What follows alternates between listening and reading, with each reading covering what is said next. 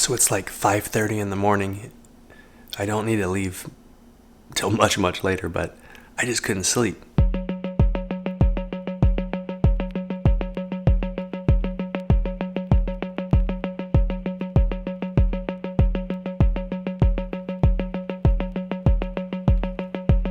Woo! And we are off. We're heading to drop me off at the shuttle for the airport.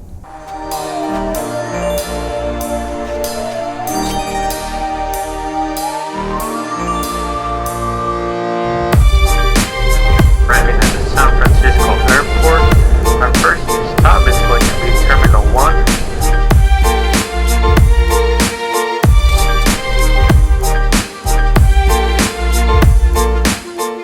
So wow, that was crazy. I was not expecting to see this many people in the airport on a Sunday at this point. I mean, it feels like things are almost like back to where they were before.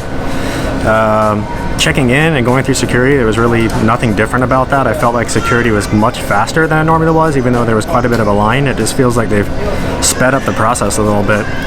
Everything in the airport's pretty much open. Restaurants, shops, all the lounges are open. Of course, got down to my gate now. They're boarding the plane from back to front in order to just kind of speed up the process and not have people climbing over each other. So I think that's a good move.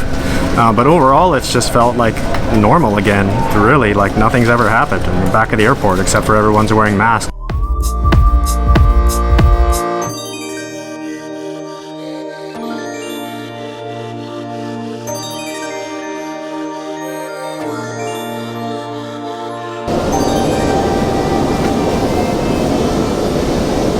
Okay, so far so good. I'm on my flight from San Francisco to Houston.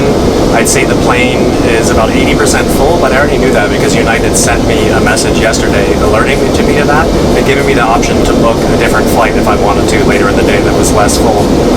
Economy coach is totally full. I'm in premium economy, and every single middle row is empty, and there's a few empty seats. And in first class, I'd probably say it's half full. So, you know, you're going to get the space that you pay for ultimately. When you board, they give you disinfecting wipe. Got to my seat and wiped it down. And the interesting thing is I used to do this pre-COVID, and those disinfecting wipes would turn out black and nasty. This time I did it and the wipe stayed white. I don't really know why it took a pandemic for that to change on airplanes. They do come through with a snack bag through the flight with some water and little snacks. People do take their mask off for that to eat. I just decided to keep mine on. You know, I'm gonna raise my mask every once in a bit if I'm gonna take a sip of water or something.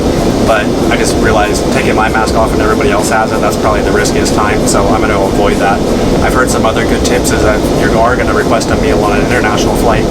Ask for one of the special meals, gluten-free or something like that. That way you get served prior to everybody else and you can eat before everybody else takes their mask off to eat as well. I'm seeing most people adhere really well to the mask rule, with obviously a few exceptions. I did see one attendant go and remind one passenger to put his mask on, and he complied with that as well. Just 2 days ago, there was a research article came out by the Journal of American Medicine where they were talking about air on airplanes and saying that the high pressure going through these HEPA grade filters, that actually the air on an airplane is, the risk of transmission is much lower on an airplane than it is like going to the grocery store, which you do every day, or, you know, God forbid, going to Home Depot on a Sunday morning.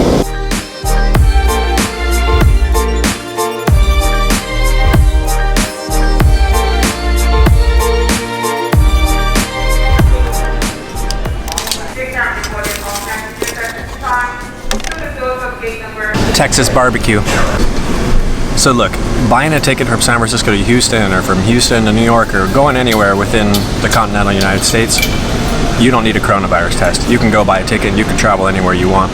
However, now that I'm about to get on this flight to Quito, the other requirement was that I need to have a coronavirus test. And every country around the world has different policies on this, but let me just go ahead and show you what my coronavirus testing looked like.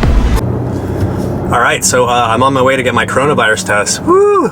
Never been more excited to have someone stick something up my nose.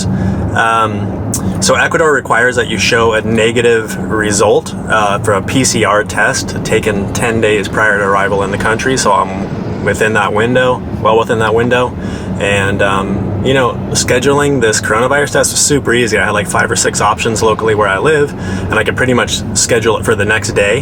Yeah, I'm gonna show you what this process looks like. Okay, so I just pulled up here to the testing center. It's a drive-through thing. Have you been here before? No, I haven't. For So this is the all set. Thank you. Wow. Okay, thank you. Have a good day.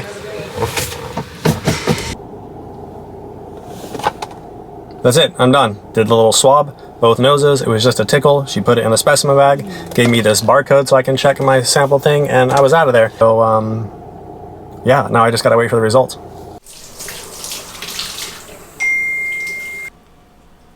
Coronavirus test just arrived. This is crazy because I just took this yesterday. I wasn't expecting it to come so fast, to be honest. Results are ready. View results. Negative. Fantastic. View the full results. And then I'm going to go ahead and print these off for the trip. And that's it. Negativo. So that was insane. I took this test on Monday at 10 a.m. and it is now Tuesday at 1 p.m. So 27 hours from taking the test until I got this.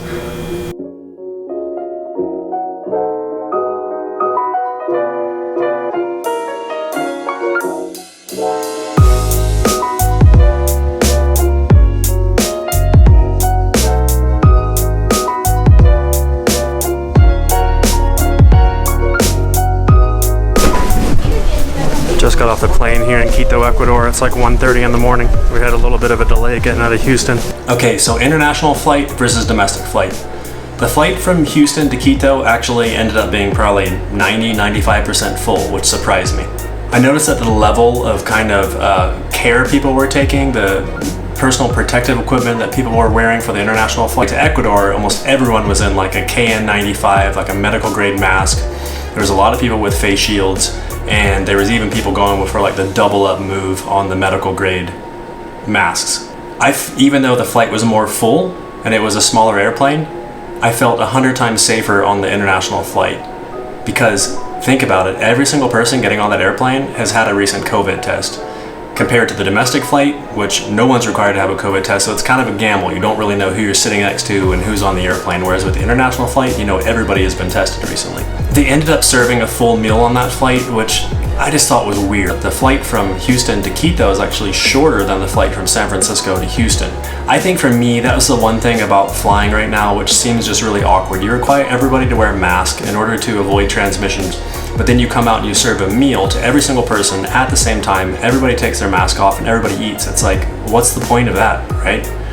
So my advice, if you're gonna be flying, just take food and beverage into your own hands. So it was just a normal international flight. The only additional thing was before we landed, they passed around these health declaration forms, which we had to fill out, which was just asking you if you had a fever, a dry cough, any symptoms of COVID. So landed in Quito, and the efficiency of getting through the airport and out was phenomenal. Went into kind of a waiting area where they had these like nurses in crazy protective equipment. They were checking the COVID test. They kind of came by, they looked at the health declaration form to make sure that you didn't say yes on anything. They looked at my COVID test and then stamped it. And then we were through. Went through that, came down to immigration. I was through that again in another minute or two. Super nice people, welcoming me back to Ecuador. Walked out, there was my bag on the carousel, grabbed it, went to customs, put my bag through an x-ray machine, walked out. There's the transfer guy to pick me up. He walks me in, pulls the vehicle around, jump in that, 5 minutes up the road, and I'm at the airport hotel. Literally from the time I got off of the flight till I walked into my hotel room here and was able to take off my mask, it was maybe 25-30 minutes top in total. And so far, everything in Ecuador, from the airport to the guy picking me up, the van, this hotel, there's like a level of cleanliness and attention to detail which I'm instantly put at ease being here in Ecuador. It's been a super long day. I'm gonna hit the sack because tomorrow starts a really fun adventure. We'll see you in the morning.